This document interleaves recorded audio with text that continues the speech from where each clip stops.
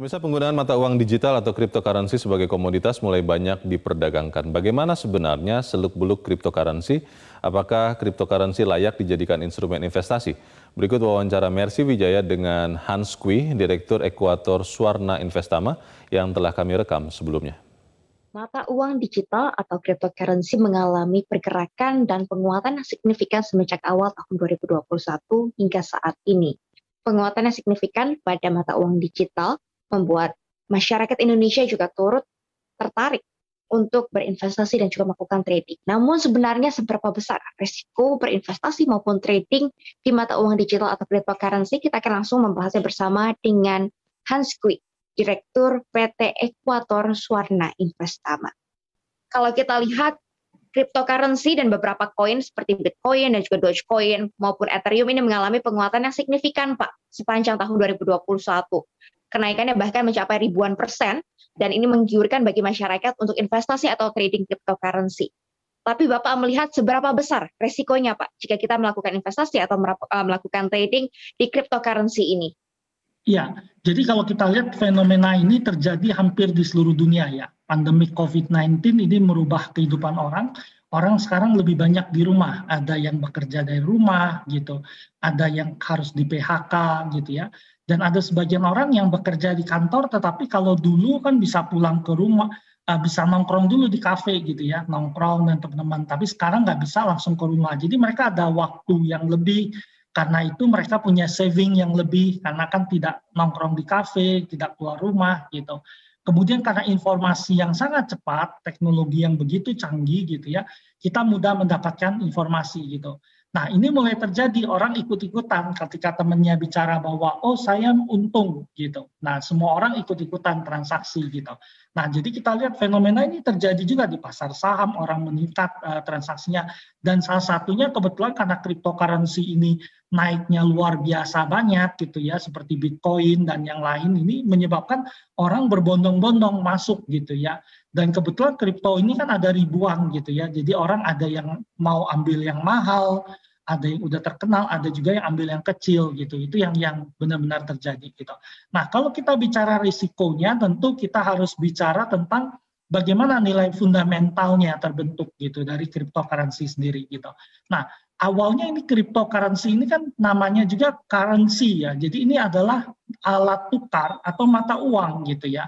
Nah, jadi kalau kita lihat dia ini berdasarkan definisinya adalah aset digital yang dirancang untuk bekerja sebagai media pertukaran. Jadi ini harus ada media pertukaran yang menggunakan kriptografi gitu ya. Ini kriptografi ini teknik encryption yang dia lakukan untuk menjaga keamanan yang kuat untuk mengamankan transaksi keuangan, mengontrol penciptaan uang tambahan, dan memverifikasi transaksi aset gitu. Nah, cryptocurrency ini rata-rata naik karena kenapa? Karena supply-nya dia batasin gitu. Jadi biasanya mereka membatasi jumlahnya ada berapa, kemudian penciptaan uangnya itu terjadi pada para penambang tadi, miner-miner tadi gitu.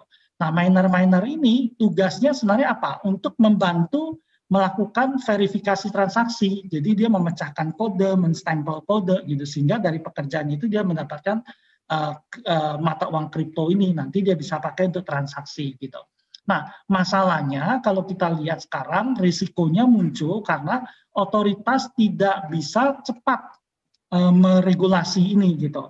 Pertama gini, kalau dia mata uang, maka domisilinya sebenarnya yang tepat itu adalah di BI gitu. Nah, BI ini kan tugasnya ini adalah mengontrol jumlah uang gitu ya, karena dia memakai instrumen moneter dia, mau ekspansi ekonomi atau mengerem pertumbuhan ekonomi, dia butuh mengendalikan jumlah uang beredar gitu. Nah, kalau ada dua mata uang, satu kripto, satu lagi nilai tukar rupiah yang disahkan, yang sah ya berdasarkan undang-undang. Nah, kalau kripto dipakai transaksi juga, ini akan menyebabkan BI kesulitan, bank sentral di seluruh dunia akan kesulitan mengontrol mata uang gitu. Nah, oleh karena itu mereka tidak bisa dengan cepat mengesahkan kripto sebagai alat transaksi gitu dan alat pembayaran gitu. Nah, oleh karena itu sebenarnya cryptocurrency ini nilai fundamentalnya terbentuk kalau banyak perusahaan, banyak toko menerima mata uang ini sebagai alat pembayaran. Tetapi karena tidak disahkan otoritas, ini menimbulkan risiko yang besar bagi investornya gitu. Nah, sisi yang kedua yang harus kita lihat, metodenya itu karena dia memakai metode desentralisasi ya gitu. Kemudian dia memakai teknik kriptografi tadi gitu ya, sehingga transaksinya terenkripsi dengan aman sekali, sehingga kita nggak tahu sebenarnya siapa yang bertransaksi dengan kita gitu. Jadi keamanannya sangat tinggi gitu. Nah, keamanan yang tinggi ini menimbulkan risiko. Kenapa? Bisa aja uang ini disalahgunakan, dipakai cryptocurrency ini untuk perdagangan obat-obatan terlarang, kemudian prostitusi, terorisme gitu. Oleh karena itu pemerintah banyak negara itu melarang. Jadi masih tidak mau memberikan izin, bahkan melarang gitu. Karena bisa aja dipakai untuk hal-hal yang tidak baik tadi gitu.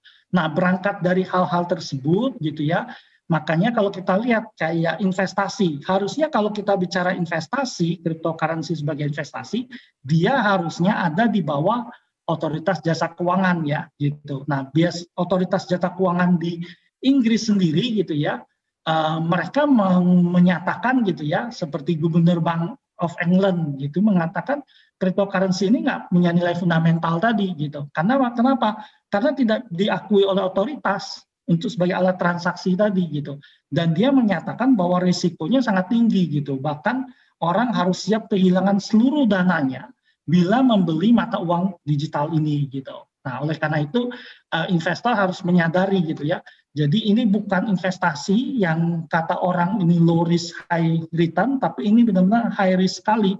Dan belum ada aspek legalitas yang benar-benar jelas sekali. Karena kalau kita bicara cryptocurrency, bicara currency harusnya ada di bawah domisili Bank Indonesia. Kalau kita bicara ini menjadi investasi, ini harus merefer pada aturan OJK gitu. Dan dua otoritas ini enggak. Tetapi saat ini di Indonesia dianggap sebagai komoditas, tetapi memang agak sulit dikatakan sebagai komoditas ya, karena tidak ada fisiknya dan nature-nya ini sebenarnya alat pertukaran gitu ya, jadi harusnya mata uang. Baik, Pak, berarti kalau Bapak bilang tadi, sebenarnya seseorang yang berinvestasi atau trading di cryptocurrency harus siap kehilangan seluruh uangnya, karena secara fundamental belum diakui oleh bank sentral manapun ya, Pak? Ya, betul. Jadi Amerika sendiri itu membolehkan transaksi terbatas gitu ya. Mereka mengatur hal tersebut gitu ya. Jadi masih sedikit sekali negara-negara yang mengizinkan gitu. Kemudian memang ada beberapa perusahaan yang kebetulan ownernya melakukan investasi di sana, dia mengizinkan transaksi memakai mata uang tersebut gitu. Tetapi prospeknya masih akan sangat panjang. Tadi itu yang sudah saya sampaikan kan, bank sentral akan kesulitan karena dia tidak bisa mengontrol mata uang ini, tidak tersentralisasi gitu, tapi terdesentralisasi gitu. Yang kedua adalah kita harus melihat aspek peluang kejahatan penggunaan mata uang ini gitu. Nah, ini dua hal yang menyebabkan tidak bisa diregulasi sehingga nilai fundamentalnya tidak terbentuk. Nah, ketika nilai fundamentalnya tidak terbentuk, sedangkan supply-nya sedikit, ini demand-nya meningkat karena tadi itu ya orang di rumah kemudian terbawa ikut-ikutan, sehingga harganya naik tinggi gitu. Jadi benar-benar aspek spekulasi dan suatu saat dia akan meledak gitu, karena dia akan membentuk gelombang bubble, kemudian ketika semua orang paham bahwa ini berisiko, dia meledak gitu, dan waktu itu orang akan menderita kerugian yang cukup besar. Berapa lama menurut Bapak itu bisa terjadi, Pak, efek bubble, sehingga suatu hari orang menyadari bahwa ini memang nilainya terlalu tinggi tanpa fundamental yang kuat, Pak, sehingga masyarakat banyak bisa mengalami kerugian. Menurut Bapak ini bisa bertahan berapa lama, Pak? Ya, ini memang kita agak sulit memprediksi ya bubble itu ya. Jadi dari dulu pun ekonomi bergerak, kadang-kadang ada bubble, tapi butuh berapa lama kita agak sulit memprediksi. Tapi saya melihat akan meledaknya itu bila banyak otoritas di berbagai negara mulai melarang mata uang ini gitu ya. Jadi ketika dilarang ada negara yang mengatakan nggak boleh transaksi ini ilegal gitu.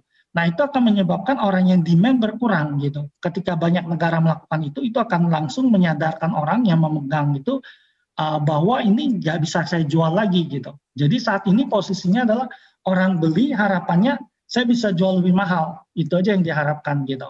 Tanpa melihat fundamental value-nya gitu. Nah, ketika orang menyadari, oh saya nggak bisa jual lagi, nggak ada yang mau beli. Nah, waktu itulah terjadi kejatuhan harga yang sangat tinggi. Baik, bagaimana saran Pak Hans Kui kepada orang-orang yang sudah membeli cryptocurrency saat ini, Pak? Jika dibandingkan dengan misalkan instrumen lainnya seperti saham maupun instrumen seperti obligasi, apa saran Bapak terhadap orang yang telah memegang cryptocurrency saat ini? Ya, kalau pertama yang harus kita lihat investasi di saham ataupun obligasi itu jelas gitu ya, satu instrumen investasi gitu. Jadi kalau cryptocurrency ini benar-benar spekulasi gitu ya. Jadi sebaiknya kalau kita mau berspekulasi pakai uang yang sangat sedikit gitu, dana yang kita pakai gitu. Kemudian kita udah harus siap bahwa uang ini akan bisa hilang semua gitu. Nah itu yang harus dilakukan. Tetapi saya lebih melihat bahwa karena belum jelasnya aturan gitu ya, lebih baik masyarakat lebih menghindari dulu ya gitu sebelum aturannya benar-benar jelas gitu ya.